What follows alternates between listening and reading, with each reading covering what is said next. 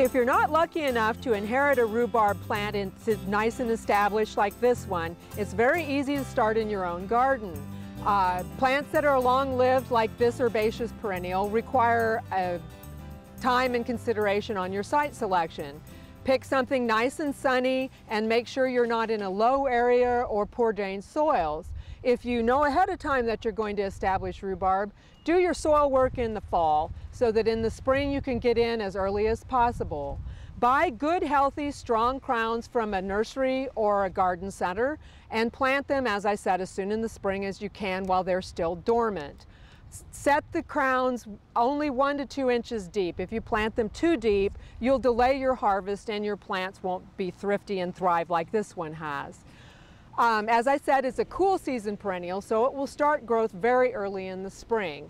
If you do get some frost damage like this year, as long as it's not severe and the stalks are still firm and upright, you can still use them.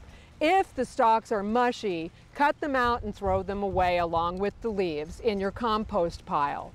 The only part of rhubarb that's edible is the leaf stalks. You can reach down and pull these off with a snap, like that, or you can cut them with a knife. Go ahead and cut the leaves off because the leaves contain high amounts of oxalic acid, which is poison. So the leaves are not edible, they can be composted. Once you've harvested the stalks, you can store them in your refrigerator in your crisper drawer for anywhere from 2 to 4 weeks. If you'd like to store them longer than that, cut them into 1-inch segments, lay them on a cookie sheet and put them in your freezer. And after they're frozen, then go ahead and transfer them into a nice heavy freezer bag. This way you can store them for 6 months.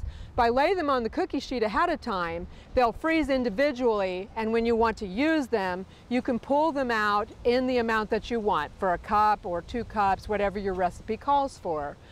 You can continue to harvest 1/3 of the plant at a time until you notice that the stalks are starting to get thin. Then you should quit harvesting and let the plants grow and thrive through the rest of the year. It's a good idea to apply a broad-based fertilizer in the spring, such as a 5-10-10 with higher phosphorus and potassium. This will help your plants to stay hardy and healthy for many years to come.